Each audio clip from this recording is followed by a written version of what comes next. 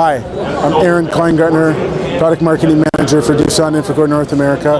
I'm in Las Vegas this week at CONEXPO. We're talking to customers about all of our great products and a number of new machines that we're launching at the show, and some that we're introducing that will be launched later. Behind me is our new DA45 articulated dump truck. It replaces our prior model DA40. It's got a little larger capacity. It's got 45 tons of payload. The machine itself is configured with a new semi-independent front suspension, which is a great feature, especially when the truck is empty. It's actually more comfortable for the operator as they're returning to their loading site.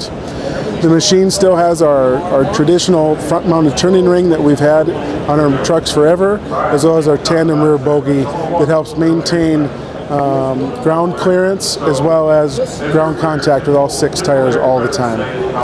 The truck is paired today at the show with our new DX800 LC crawler excavator. It's an 80-ton excavator. It's a new model for us. It's our largest model in our lineup.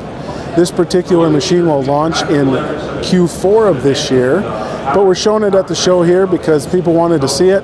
We wanted to showcase the new offering that we're going to have, and we're excited about the conversations we're having with customers with this model at the show.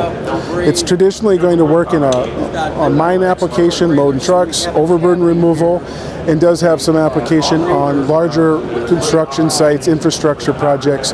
Anywhere a large amount of material needs to be moved, these two machines paired very well together. This particular excavator is configured with a mass excavation boom and a 6-yard bucket.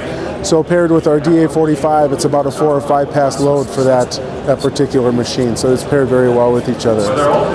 The crawler excavator is configured with a hydraulically removed counterweight to help ease transportation concerns, as it is a 170,000 pound machine that allows us to transport the machine on 2 to 3 trucks, depending on the regulations you might have in your local geography.